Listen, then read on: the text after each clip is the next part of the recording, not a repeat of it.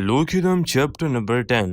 तो जैसा कि आपको याद होगा चैप्टर नंबर 9 के लास्ट में कुछ पैनल्स में हमने देखा था यहाँ पर जैक और विंजन का आमना सामना होता है। तभी उनकी लड़ाई पूरी हो तभी यहाँ पर वास्को आ जाता है।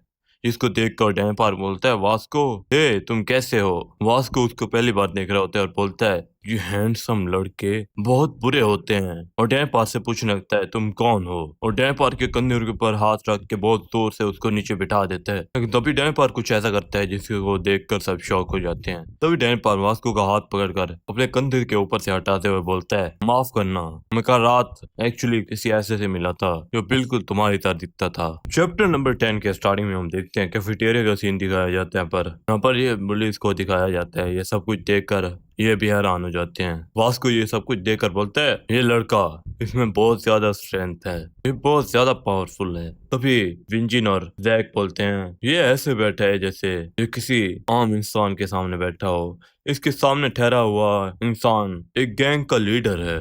तभी वास्को के साथ वाला बोलता है, ये इतना ज्यादा स्ट्रांग है, इसने वास्को के हाथ को ऐसे हटाया जैसे किसी बच्चे का हाथ हो। तभी हमें बताया जाता है कि वास्को बर्न नकल्स गैंग का लीडर है। तभी वास्को इसके ऊपर पंच थ्रो करने के लिए रेडी करता है, लेकिन सामने वो वास्को के साथ वाला आकर बोलता है और हंसते हुए बोलता है, अच्छा तो तुम्हें लगा ये कोई और है। तभी हमें ये वास्को के साथ वाले का नाम बताया जाता है जिसका नाम जेस है। वास्को दिल में बोलता है, तुम्हें परेशान होने की कोई जरूरत नहीं है जेस। ये सब कुछ देखकर विंजन को गुस्सा आता है, बोलता है, इसने सारा मजा ही खराब कर दिया। तभी जेस डैम्पार को बोलता है, वो सब कुछ भूल जाओ और ये खाओ तुम। डैम्पार बोलता है ओके, और दिल में बोलता है, ये तो बहुत अच्छा लड़का है। तो ये चश्मी बोलता है, मुझे लगता है मुझे यहाँ से चले जाना चाहिए। तभी वास्को यहाँ से जाते हुए बोलता है, हे छोटे लड़के, तुम्हें चिंता करने की कोई जरूरत नहीं है, अपने आप पर बिलीव रखो। तभी जेस बोलता है, तुम ये सब कुछ छोड़ो, हम यहाँ से चलते हैं वास्को। अभी हमें दूसरा सीन दिखाया जाता है। यहाँ पर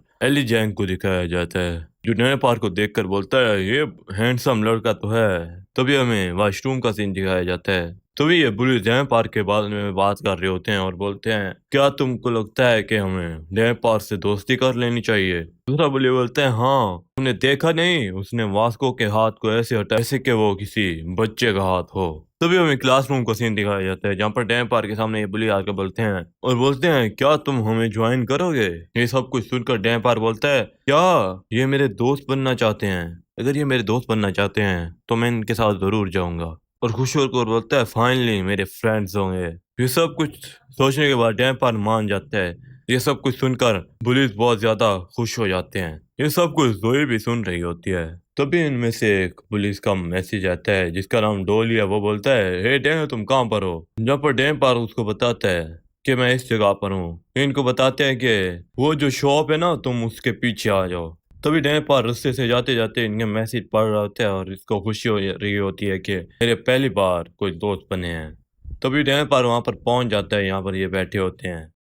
डैम्पार वहां दरवाजा खोलने के बाद जो कुछ देखता है वो देखकर हैरान हो जाता है। यहाँ पर हमें दिखाया जाता है, यहाँ पर वो तीन पुलिस, जैक और जोई बैठे होते हैं। इनमें से एक पुलिस बोलता है, मुझे माफ करना, यहाँ पर पहुंचना बहुत ज्यादा मुश्किल है। जोई बोलती है, डैम्पार तुम मेरे साथ अगर बैठ जाओ। और जैक ये सब कुछ देखकर हैरान हो जाता है क्योंकि उसे नहीं पता होता कि डैम्पार यहाँ पर आने वाला है। जैक हैरान होकर बोलता है, ये यहाँ पर क्या कर रहे हैं। एक बुली बोलता है, आओ और बैठ जाओ, और मुझे लगता है कि तुम्हें भूख भी लगी होगी। यहाँ पर जोई का एक पैनल दिखाया गया है जिसको देखकर मैं बोलना चाहता हूँ, स्मैशेबल। ये सब कुछ देखकर डैम्पार बोलता है, अल्कोहल। और ये सब कुछ सोचने के बाद डैम्पार के पसीने छूटने लगते हैं और तभी यहीं पर चैप्टर 10 खत्म हो जाता है। अगर आपको चैप्टर 10 पसंद आया तो चैनल को सब्सक्राइब करें और वीडियो को लाइक कर दें।